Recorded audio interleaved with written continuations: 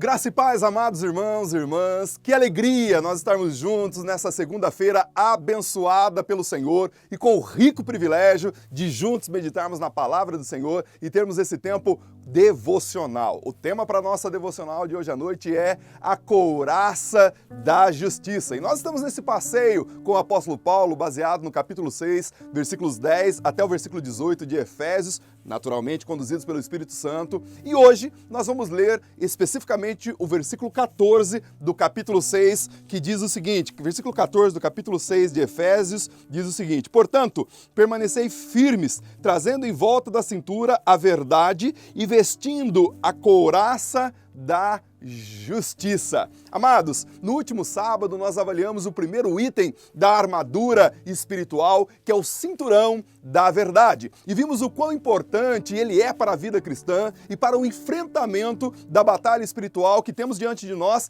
diuturnamente. Hoje veremos o segundo item dessa panóplia espiritual, que é a couraça da justiça. E lembre-se, Paulo provavelmente está olhando para a armadura de um soldado romano bem à sua frente enquanto escreve esse texto. E existem várias interpretações de como seria essa couraça. Alguns acreditam que ela era feita de couro com placas de metal para proteger o peitoral e os flancos. Nessa interpretação não haveria a proteção para suas costas. Parece que essa era inclusive a interpretação adotada pelo escritor do O Peregrino, pois num determinado momento do seu livro, o cristão, que é o personagem principal, se vê diante de um poderoso demônio lá no Vale da Humilhação. Desta maneira, possuído de um medo descomunal, quem sabe até de uma insegurança quanto à sua proteção, ele começa a ponderar a possibilidade de uma fuga. Porém, depois de uma rápida reflexão, ele percebe que ao fazer isso, ele poderia se colocar em ainda maiores apuros em relação ao seu inimigo, porque ele se lembrou que a sua couraça não protegia as suas costas. Por isso, ele decide permanecer firme, resistindo seu inimigo frontalmente, sem dar-lhes as costas. Talvez motivado por Tiago, capítulo 4, versículo 7, que diz: submeta-se, pois, a Deus e resista ao diabo, e ele fugirá de vós.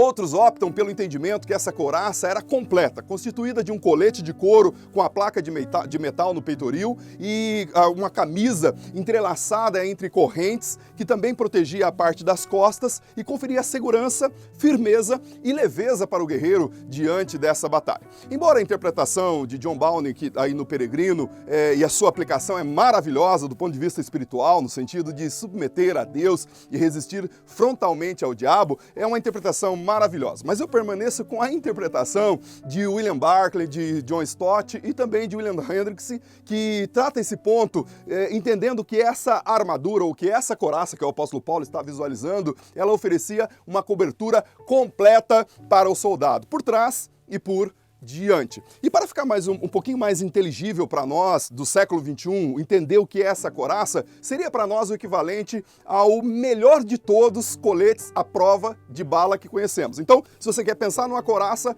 pense no colete à prova de balas que protege o indivíduo por frente e por trás de qualquer alvejamento que vier de onde for no seu peitoril e também nas suas costas. Essa couraça que o apóstolo Paulo estaria fazendo jus aqui no seu texto. E é exatamente o que acontece com um cristão quando ele está revestido de justiça. Ele é inexpugnável, sim, ele é impenetrável por qualquer acusação que venha de Satanás ou seus asseclas. Veja, não são aqui as palavras que vão defender as acusações que vêm de fora, mas uma vida eivada, encharcada da justiça divina e vivendo de maneira justa para a glória do Senhor. Lembre-se que recentemente estudamos aqui sobre o fruto do Espírito e uma das virtudes é a mansidão. O manso não procura justiça por si mesmo, ele simplesmente vive de maneira plena diante do seu Deus. Mas o que de fato é essa justiça pela qual estamos se referindo aqui hoje à noite?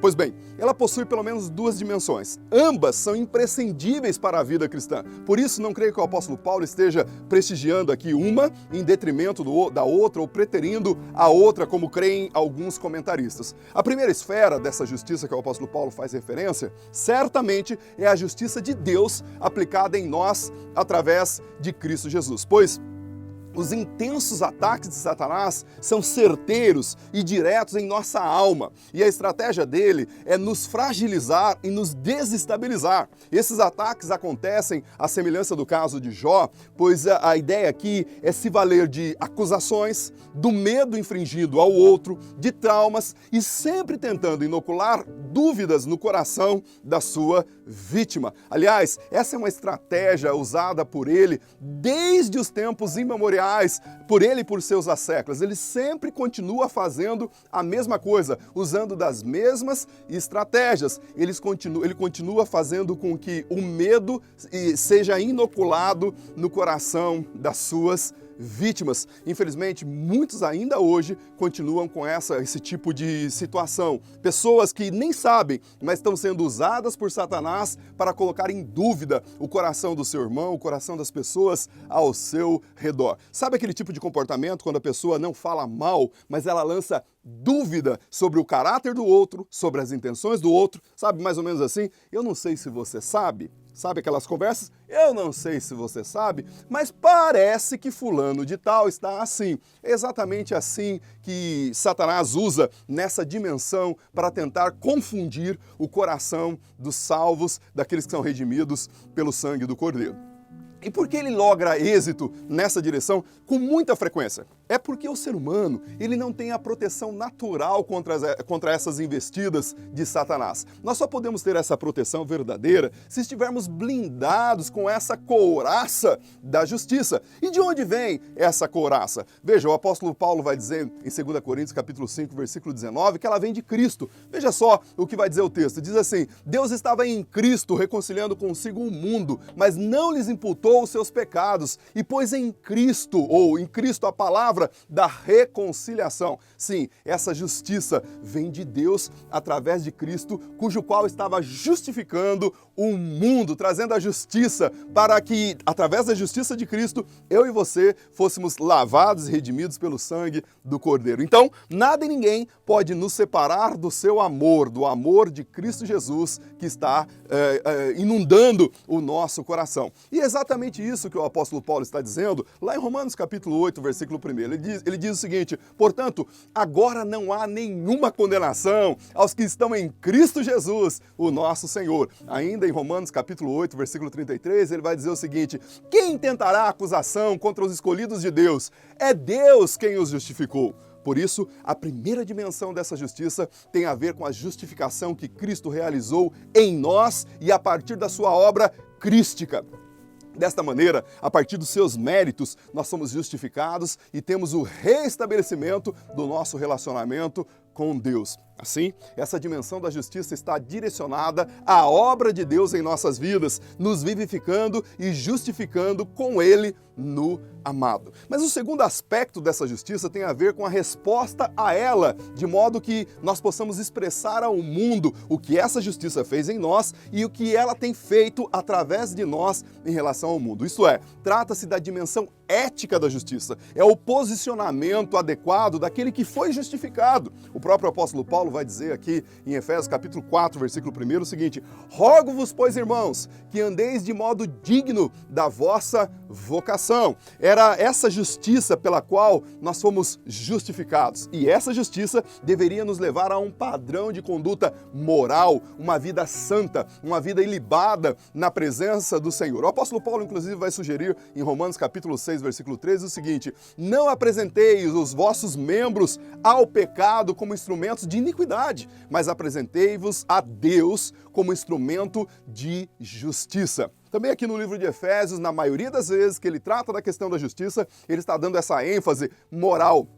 Por exemplo, quando ele diz em Efésios capítulo 4, versículo 24, o seguinte: e vos revistais do novo homem, que segundo Deus é criado em verdadeira justiça e santidade. E ainda quando ele fala da produção do fruto do Espírito, aqui também em Efésios capítulo 5, versículo 9, ele vai dizer o seguinte: porque o fruto do Espírito está em toda boa obra, toda bondade e toda justiça e verdade. Perceba que o fruto do Espírito aqui tem a ver também com essa panóplia espiritual. Portanto, essa segunda dimensão da justiça que devemos vestir, devemos vestir essa segunda dimensão todas as vezes que nos aparamentamos dessa couraça, de maneira a agasalhar em nosso coração e fazer dela, de fato, algo que se introjete em nossas vidas. Mas o mais interessante é que, e aqui é porque eu defendo essa tese, que é quando o apóstolo Paulo está falando que essa couraça da justiça tem a ver com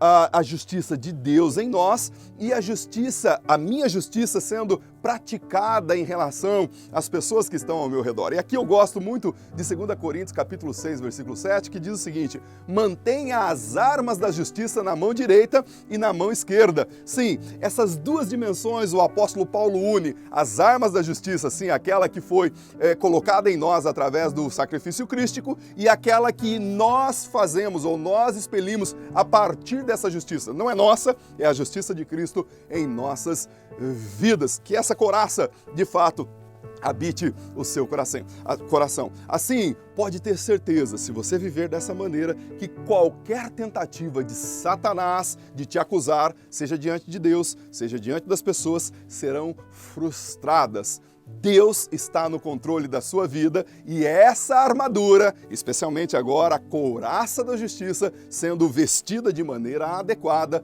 vai abençoar a sua vida e vai te blindar contra as astutas ciladas de Satanás. Sim, o nosso Deus pode te blindar e pode te livrar. Meu querido, essa é o segundo item e nós precisamos ter com atenção o olhar voltado para essa armadura. O primeiro, cinturão da verdade. Agora nós estamos colocando a couraça da justiça. Estamos nos aparamentando com essa que é a verdadeira armadura espiritual.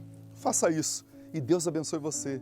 Deus abençoe a sua vida em nome de Jesus. Praticando isso, você vai viver melhor.